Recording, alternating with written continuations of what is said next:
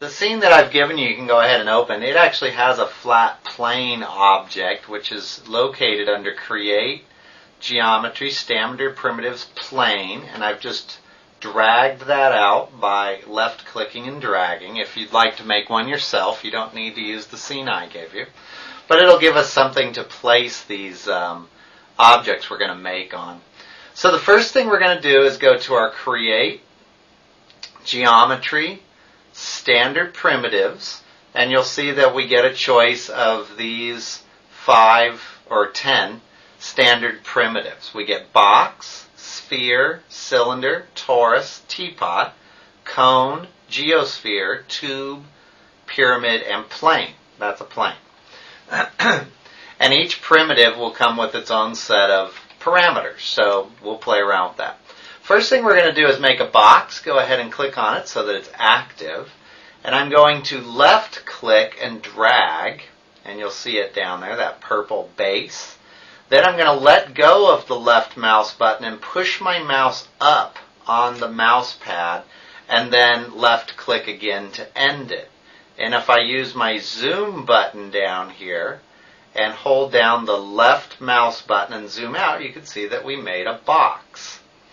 Now, we can also, at this point, the box is made, and it comes with some parameters that are located underneath it, right here, or let me intentionally click off the box, and you'll see they disappeared, and even if I click the box again, my parameters are gone. Your parameters always move to the Modify key. So you can always find the parameters of your object under Modify. You'll see if I click on the plane, I get slightly different parameters for the plane. If I click on the box, I get different parameters for the box. Now you can set the length, the width, and the height here if you'd like to. In this case, the box's pivot is set at its base, so everything will radiate out from the base, which is what we usually want.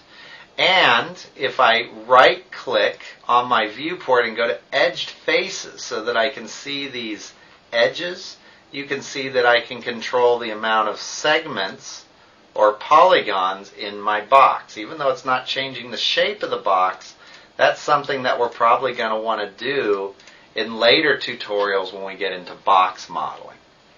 So that's a box. I'm going to go back over here and make a sphere. Just click on the sphere, and I'm going to left click and drag holding down the left mouse button, and when I'm done I just let go of the mouse button. Spheres are easy. I could, if I wanted to, move my sphere up to be right at the base, so the base matches my plane. You can see right here it's matching the bottom of that box. Or I'm going to hit my undo button.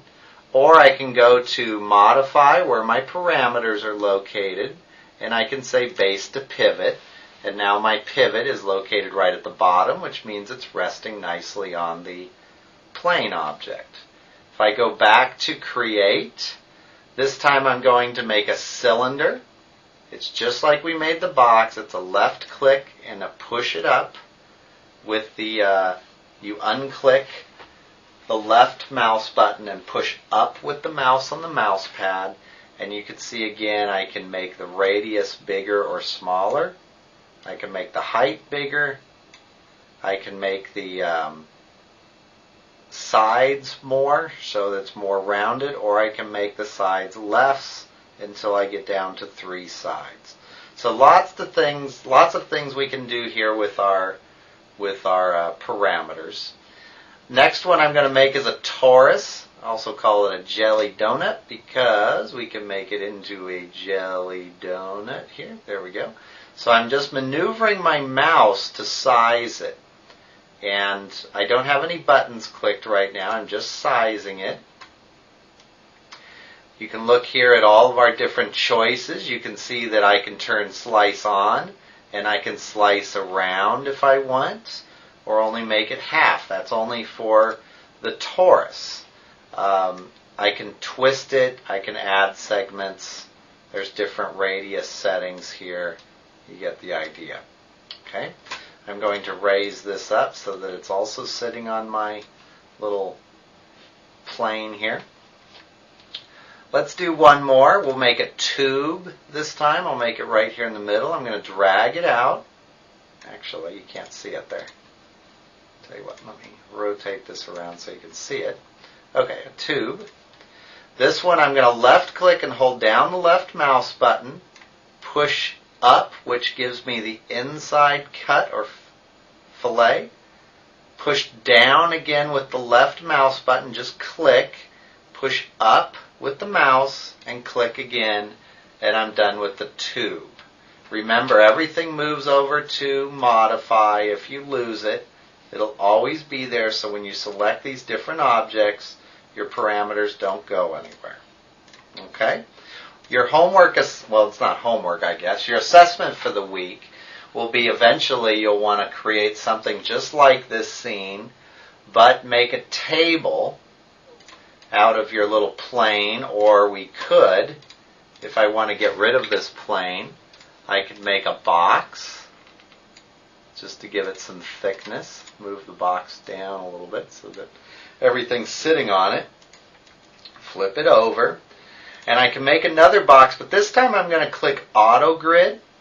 And watch what Auto Grid does here at the bottom of my base. It makes a little grid that snaps to the bottom of my object. And you can see now I have, I'm going to go to my Zoom Extents All.